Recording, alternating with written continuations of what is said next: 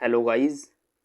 आज का जो टॉपिक है हमारा यूपी ट्रिपल एससी पैट के लिए पॉलिटी का टॉपिक है राज्य के नीति निर्देशक तत्व। ये भाग 4 से लिए गए हैं और आर्टिकल 36 से 51 तक। तो स्टार्ट करते हैं हम। सबसे पहले इसका उद्देश्य क्या है। उद्देश्य है एक कल्याणकारी राज्य का निर्माण करना।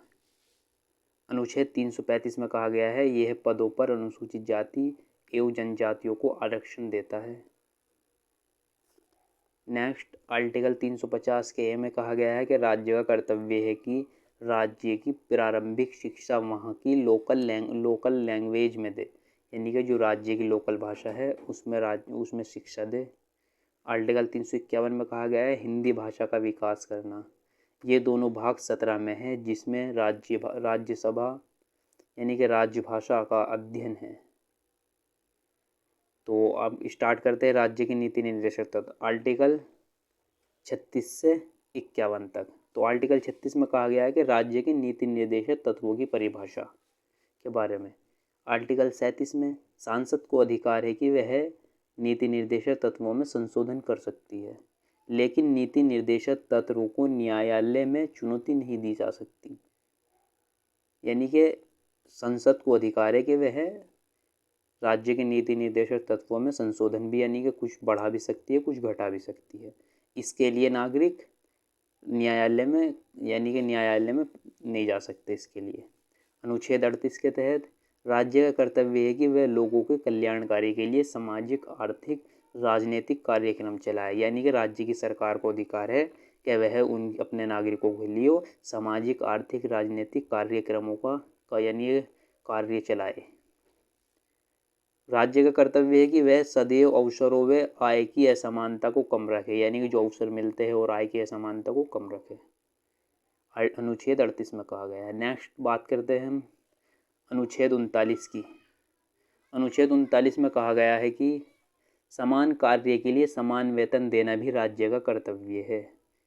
नागरिकों को स्वास्थ्य का ध्यान रखना भी राज्य का कर्तव्य है। आर्टिकल 39 में कहा गया। 39 के में कहा गया है 42वें संविधान संशोधन के तहत बना राज्य का कर्तव्य है कि वह नागरिकों को समान न्याय और समान न्यायिक मदद दे। यानी कि नागरिकों को न्यायिक मदद दे और समान न्याय दिलाए। नोट लघु संविधान 42वें संविधान संशोधन 1976 में इंदिरा गांधी के समय में आर्टिकल 39 के ए जोड़ा गया था। इंदिरा गांधी के समय जब इंदिरा गांधी थी। तो अनुच्छेद 40 के तहत ये वेरी इंपॉर्टेंट है। अनुच्छेद जो 40 है यूपी पैट 2021 के एग्जाम में आया हुआ कि पंचायतों का गठन कौन सा आर्टिकल में किया गया है। तो आर्टिकल 40 में, यानी कि आर्टिकल 40 में पंचायतों एवं निकायों का गठन। अनुच्छेद 41 में कार्य पाने का अधिकार, राज्य का कर्तव्य है कार्य देने का अधिकार।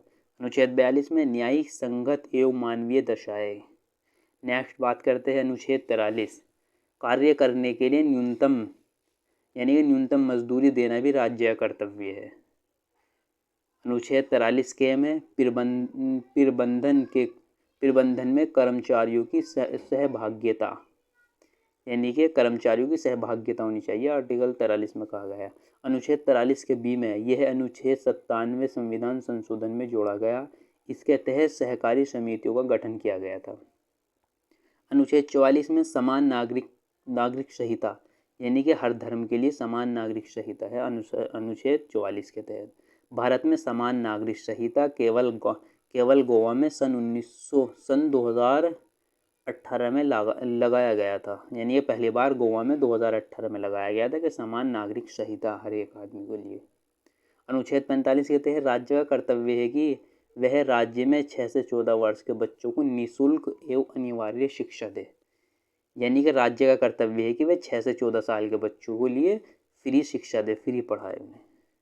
अनुच्छेद 46 के तहत राज्य की अनुसूचित जाति एवं जनजातियों के सुधार के लिए कल्याणकारी कार्यक्रम चलाए। यानी कि जो SC ST है उनके लिए कल्याणकारी कार्यक्रम चलाए राज्य। अनुच्छेद 47 में नागरिकों के स्वास्थ्य को कायम रखने के लिए राज्य चाहे तो किसी भी खाद्य एवं पेय पदार्थ पर प्रतिबंध लगा सकती है। यानी कि नागरिकों की सुरक्षा के लिए किसी कोई हानिकारक पदार्थ है या खाद्य वगैरह खाने की चीज़ उस पर प्रतिबंध लगा सकती है सरकार। नेक्स्ट बात करते हैं अनुच्छेद 48 के तहत कृषि एवं पशुपालन का विकास कर रहे हैं, यानी कृषि को बढ़ोतरी देना और पशुपालन का विकास करना, ये भी राज्य का कर्तव्य है अनुच्छेद 48 के तहत। अनुच्छेद 48 के में ये 1976 में 42वें संविधान संशोधन में जोड़ा गया। पर्यावरण संरक्षण करना भी राज्य का कर्तव्य है, यानी कि पर्यावरण संरक्षण को बढ़ोतरी करना और बचाना, ये भी राज्य का कर्तव्य है आर्टिकल 48 के तहत। अनुच्छेद 49 में राष्ट्रीय स्मारकों की रक्षा करना भी राज्य का कर्तव्य है। राष्ट्रीय स्मारक जैसे कुतुब मीनार, ताजमहल, ये इनकी भी रक्षा करना राज्य का कर्तव्य है। अनुच्छेद 50 के तहत राज्य के कार्यपालिका एवं न्यायपालिका को एक दूसरे से अलग रखना, यानी कि सरकार अलग चलेगी और न्यायपालिका अलग, एक दूसरे को अलग रखना। अनुच्छेद 51 के तहत आंतरिक एवं बाहरी शांति बनाए रखना भी राज्य का कर्तव्य है कि राज्य में शांति बनाए रखे, लड़ाई झगड़ा वगैरह नहीं हुए। तो ये था राज्य की नीति निर्देशक तत्व आर्टिकल 36 से 51 तक। और अगली जो वीडियो लेकर आएंगे हम वो नेक्स्ट टॉपिक लेकर आएंगे मौलिक अधिकार और कर्तव्य। जय हिंद, जय भारत।